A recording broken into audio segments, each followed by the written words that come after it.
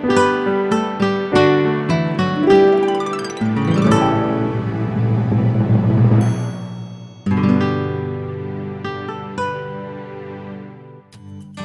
Gardening is a production of the Oklahoma Cooperative Extension Service as part of the land grant mission of the Division of Agricultural Sciences and Natural Resources at Oklahoma State University, dedicated to improving the quality of life of the citizens of Oklahoma through research-based information. Southwood Landscape and Garden Center, Tulsa's source for great gardens, southwoodgardencenter.com. And the Oklahoma Department of Agriculture, Food, and Forestry, helping to keep Oklahoma green and growing. Welcome to Oklahoma Gardening. On today's show, host Casey Hentges cuts back sedum plants to prepare for new growth. We look at cedar apple rust. Casey has 5 great vegetables for beginning gardeners. We visit with a former 4-H'er about unique chickens, and OSU Extension Lifestock Specialist Dana Zook has information about raising your own backyard chickens.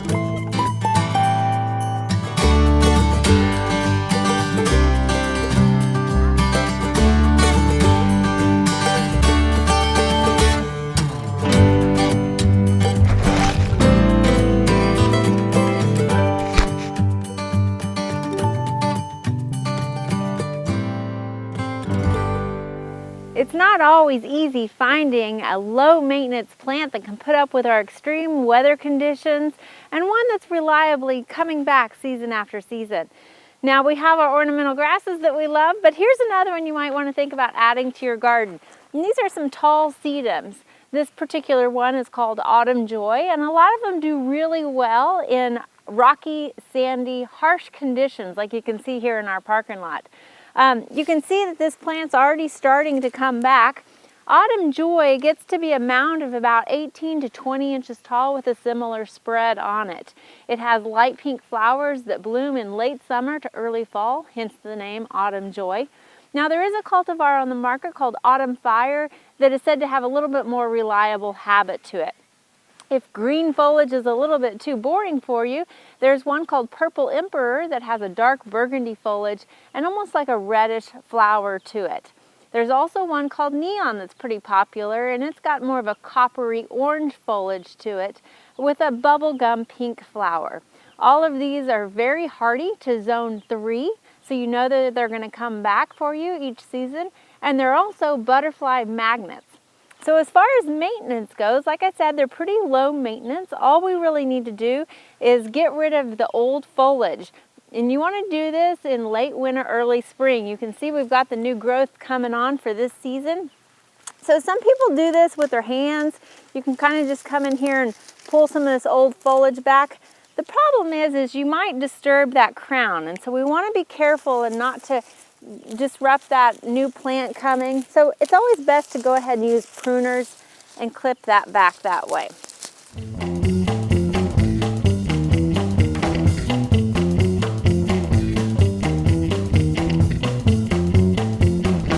So really, once we get the stems cleaned away, that's all you have to do to this plant for the whole season. Now, like I said, they are growing in usually sandy, rocky soils. That's what it prefers. It doesn't need much water, but it doesn't hurt to do a little side dressing with a complete fertilizer while you're out here. So we're just going to sprinkle a little slow release fertilizer in and work that in, and it will be fine for the season. And you can see that with a little rain that will soak in this fertilizer, it's going to be growing in no time.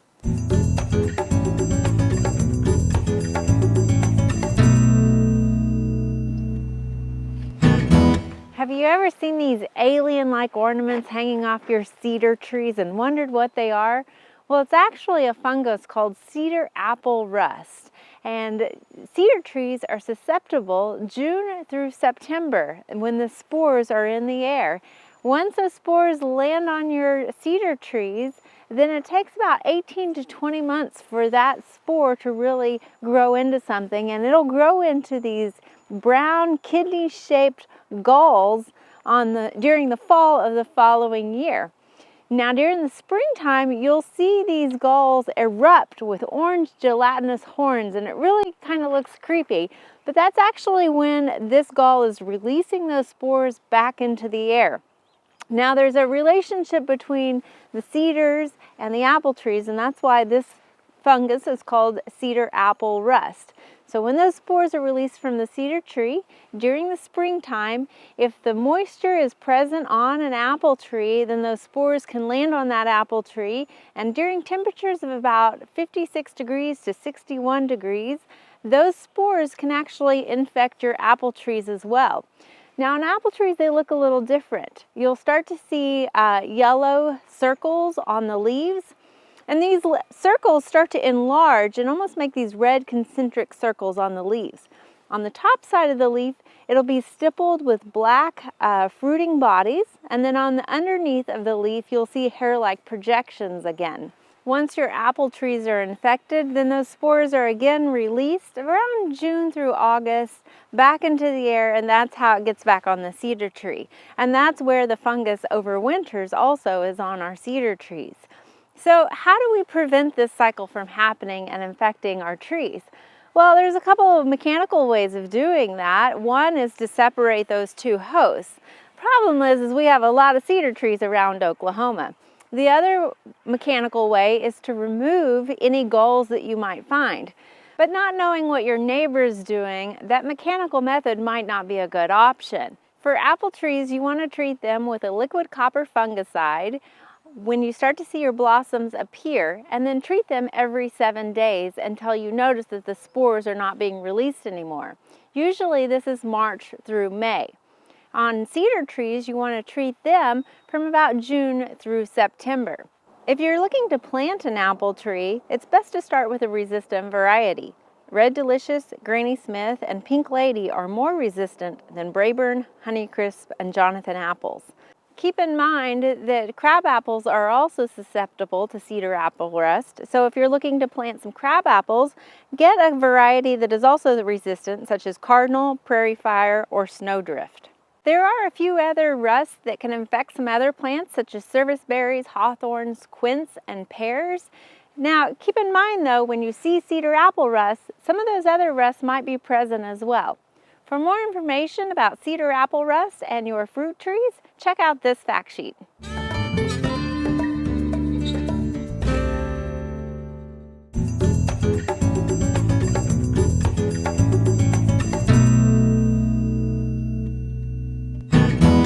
Have you eaten your vegetables? Some people love them, and well, others might have already changed the channel. But we all know that vegetables are nutritious and that we should eat them. In case you haven't developed a taste for them, or maybe you're trying to convince your kids to like them, you might want to try growing them yourselves. Research has suggested that if you grow a vegetable yourself, then kids are at least more likely to try them. Here are 5 easy vegetables to grow for the first-time gardener. Number 1. Carrots are probably children's most favorite vegetable, and they're pretty easy to grow. They're a small seed, and so what you're going to do is just scatter that seed along some loose potting soil. You can do this either in a container or in the garden itself. You just want loose soil, and we're just going to scatter these throughout the soil here. You can also get long, skinny carrots known as sugar snack and candy snack. And there's even colorful carrots like Purple Sun and Snowman, which is a white carrot.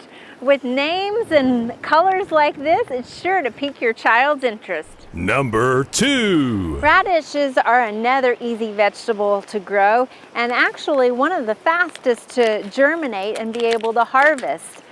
With radishes, you're going to sow those just like you did the carrots, and just kind of scatter them throughout the soil area. Again, you can do these in a container if you want to make it easy for harvesting. When the radish seeds start to germinate and you are able to see the plant come up, we're going to do what we do with carrots, and that's called thinning them. So we'll come in a little bit later and pull out a few of those radishes that are close together, and that will allow those other remaining radishes to grow nice and big. Number 3. We often think of lettuce as being green, but it seems like green can be a warning flag to kids. There's actually a lot of different varieties of lettuce, and many of them come in different colors, including some red and green mixes. We have one here that we're going to plant called strawberry cabbage lettuce. But all lettuce is pretty easy to grow, and you're going to treat it the same way as the carrots and the radishes, just by sprinkling the seed across the soil surface. If you're often discouraged when you buy lettuce in the grocery store about how quickly it can go bad, you will be pleasantly surprised by harvesting your own lettuce and how long it will keep in the refrigerator. Another thing you can do with lettuce is do succession planting. So every couple of weeks, plant a few more rows of lettuce, and that will prolong the harvest even more. Number 4. Now, I know onions can have a strong flavor for kids, but if you pair it with a hot dog or a hamburger, you might be able to convince them to try it. And just for a few dollars, you can get a bundle of onions just like this. And they're really super easy to plant. You're just gonna poke a hole with your finger and bury them up to their necks. And you wanna do this about 4 inches apart. And it'll be magical for your kids to see how such a small thing can turn into a big onion.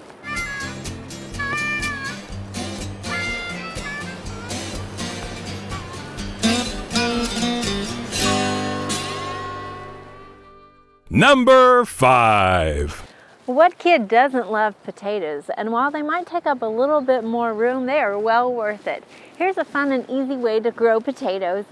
Get a large container. You can use an old plastic pot that you might have, or here we've got a bucket, and we've cut the bottom of it off. Now, if it's tapered, you want to put the taper towards the top. So we're going to flip this bucket over. And what we're going to do is fill this with about 1/3 of soil. Potting soil works just fine. It's easy to get and will be a nice media for those potatoes to grow in and easy for harvesting.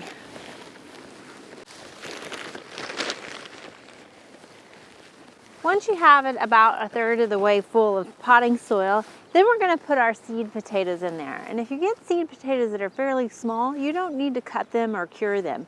So we're going to put these in just whole as it is. You can already see they're starting to sprout. And for this size, I like to do about 3 potatoes per container. And we're going to space those about in here so they have plenty of room to grow. And now what we're going to do is, again, fill with another 1/3 of soil.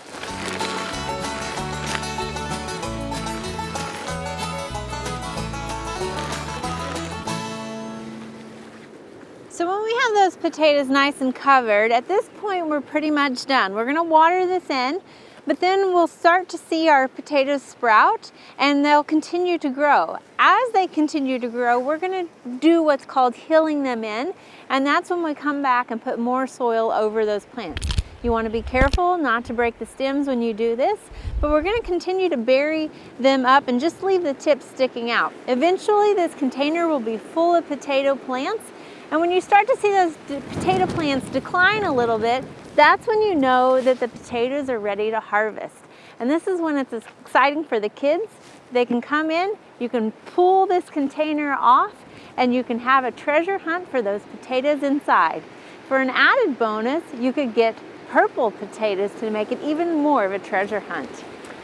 All of these crops are what is known as a cool season crop, which means that it's ideal to plant them February through March before the temperatures get too warm. They do like full sun and they will enjoy those spring showers. However, as a first-time gardener, you don't need to worry too much about insects and diseases. The biggest challenge will be knowing when to water. While those spring showers will be helpful, do not just rely on them. The best way to know when to water your plants is by sticking your finger in the soil. If it's wet a couple inches below the soil line, then you're probably good for another day. If it's dry, then that means it's time to water.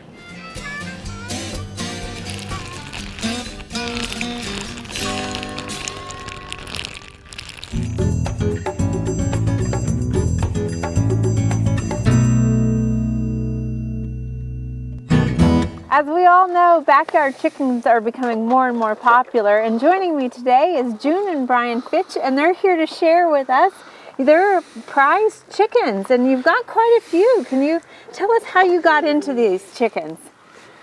How did we do Brian, that? how did you get into this?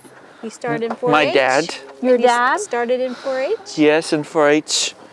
Did you sell eggs? Yes. So Brian's been doing this for quite a while. Yep. It's a 4-H project. Yes, He's out of 4-H now. Yes, he's 23 right now, and but all through 4-H he had chickens, and that was one of his projects. So, and that's how he got interested in that. Now, originally you just started with some regular laying hens. Yes. But as you've gotten more and more, it looks like you've got a few more exotic chickens here. Yes, we decided, Brian enjoyed it so much, he decided he wanted some more birds, and he wanted to be able to show. Okay. And he enjoys visiting with all the people that also have chickens, that he can go and share different chicken, information, and he likes to go look at all the different birds, don't you? Yes. So Brian, what is this one we This have is here? a German Belfowder, and she That's was the the first breed. one. She was the first one to hatch. Really? Okay. Yes. So do you raise baby chicks as well as eggs? Yes. And you sell the eggs and the chickens? Yes. He goes around And town. incubate them. Oh, okay. He has an incubator, and he'll raise babies. So, what else do you like to go show? Yeah. He shows at the Payne County And I get Fair. money for showing my birds. Get a little bit of money. Yeah. So to somebody- buy something. So buy more chickens, right? Buy more chickens. That's right. And chicken feed, huh? Yes. Chicken feed. So somebody who's interested in kind of seeing the different breeds, going to the county fair is a great way to experience all those It different is breeds. a great way. If you're interested in starting out, come to the county fair. I would say any of your county fairs would be a great place to start. Also, social media, Facebook, there's lots of different sites out there that you can find out about chickens. Chickens are very popular. They don't take a lot of room. You can have them in your yard, and pretty much anybody can have a chicken, and people can have a hen if it's too noisy to have a rooster. Right. More and more cities are allowing now for people to have those hens. Yes, so. it's very popular. So June, we've got a couple of babies here. Are these pullets, or what would you call these? No, these are little chicks. Okay. A pullet will be like a young female, Okay. which would be about 4 or 5 months old. And so these these are are 2-day-old chicks. So they're they just have down on them right now, which becomes feathers. And these are actually the Jubilee chicks, and then that would be a buff chick, which is, you saw the big roosters there, and the big ones, they get quite large. And we've got a little black one in here as well. That is like a little, here, I'll put him out here. That's a little copper Moran. And they eventually will grow up and lay those really dark eggs. They're like almost like a brownie is what I say. They look dark like a brownie. Wow. Yeah. People are very interested in the colors of the eggs. So June, these guys seem so gentle to handle. I mean, you particularly wanted them because of that, Yes, right? and we, because Brian is special needs, he's autistic, and a lot of his friends and autism kids really enjoy the chickens.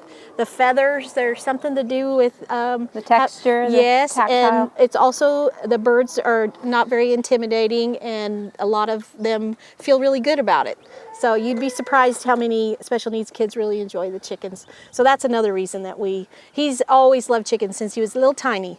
So it's a great way for kids to do something positive, and for him to get to visit with other people that enjoy the same thing, raising chickens. Absolutely. It's the thing to do. It's a responsibility, and he's learning about business and stuff Absolutely. by selling his chickens and his eggs. And that's another reason that he likes to sell eggs, because he gets to visit with everybody. Well, thank you both for visiting with us Thank today. you so much This for has been having great. us. We really appreciate it. And I'll give you this Yeah, little guy thank you. back. Yeah.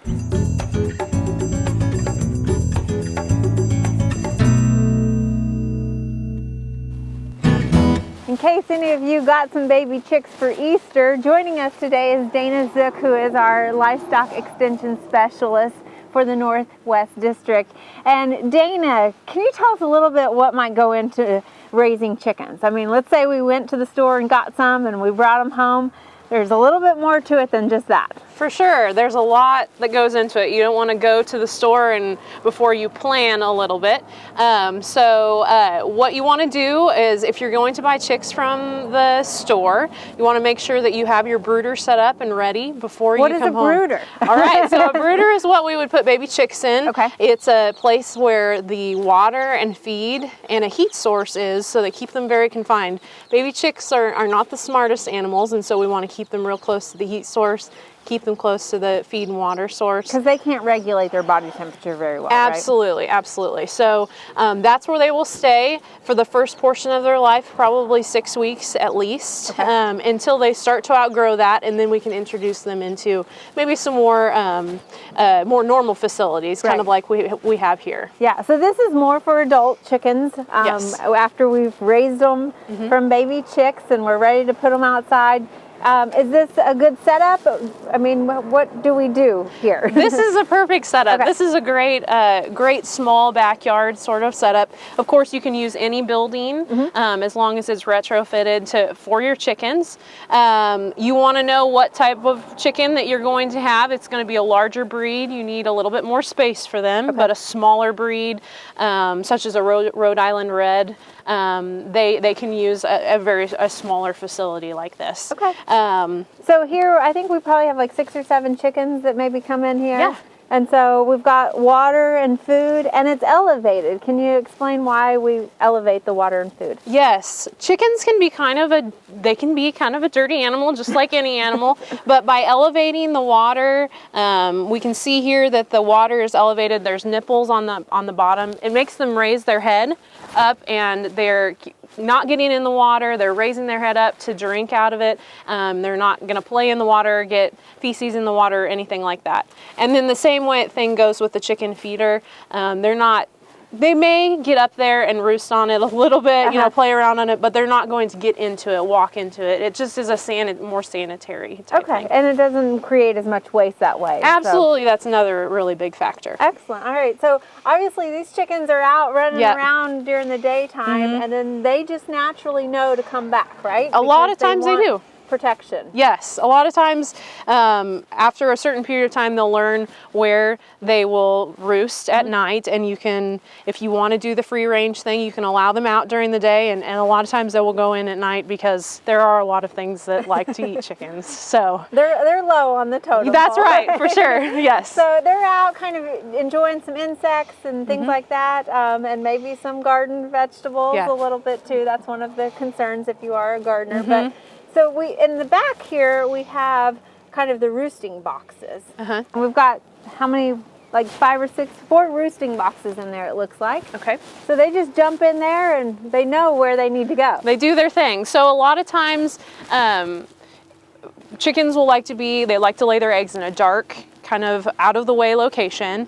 You only need about 1 nesting box for 4 to 5 hens. And so you don't need a whole ton of them because they'll probably only use just a couple. So they can share. Yeah, they can share. Typically they won't all be in there doing it at the same time, laying their eggs at the same time. You like to have some bedding, kind of like what we have here, not for the chicken's comfort, but so that when the egg is laid, it doesn't break, and then it kind of keeps it clean until you can collect it. Right, and so we need to collect them every day, and do chickens lay every day? Yes, some chickens will lay for you every day, but typically it's every other day. It just depends on the age of the chicken.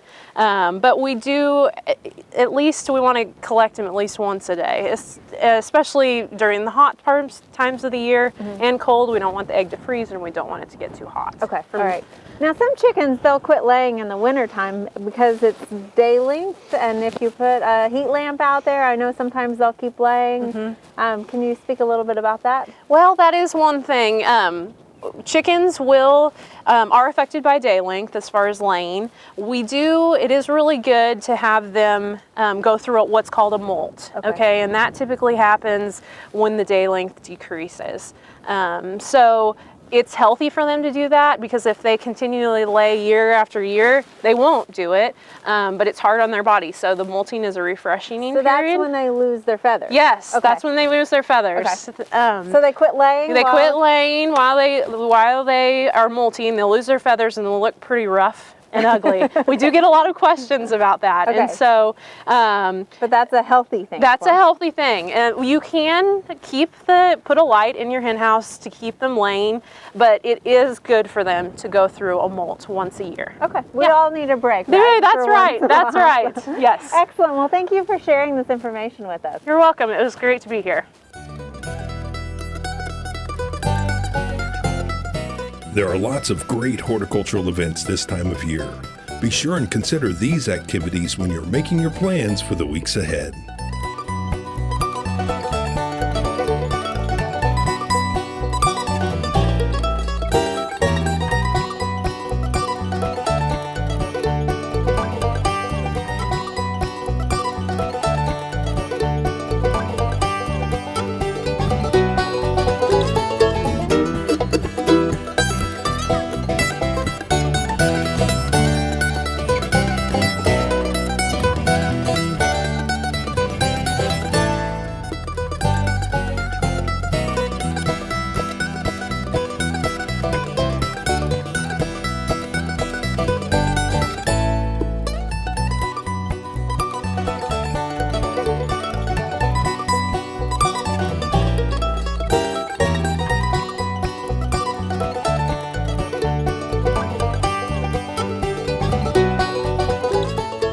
Next week on Oklahoma Gardening, we'll look at a beautiful early spring blooming shrub.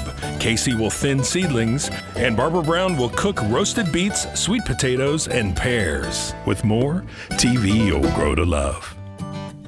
To find out more information about show topics, as well as recipes, videos, articles, fact sheets, and other resources, including a directory of local extension offices, be sure and visit our website, oklahomagardening.okstate.edu. And we always have great information, answers to questions, photos, and gardening discussions on your favorite social media as well. Join in on Facebook, Twitter, and Instagram. You can find this entire show and other recent shows, as well as individual segments on our Oklahoma Gardening YouTube channel. And tune in to our OK Gardening Classics YouTube channel to watch segments from previous hosts. Oklahoma Gardening is produced by the Oklahoma Cooperative Extension Service as part of the Division of Agricultural Sciences and Natural Resources at Oklahoma State University. The Botanic Garden at OSU is home to our studio gardens, and we encourage you to come visit this beautiful Stillwater jewel. We wish to thank our generous underwriters, Southwood Landscape and Garden Center, and the Oklahoma Department of Agriculture, Food, and Forestry. Additional support is provided by Pond Pro Shops, Green Lake Nursery and the Garden Debut Plants, and the Oklahoma Horticultural Society.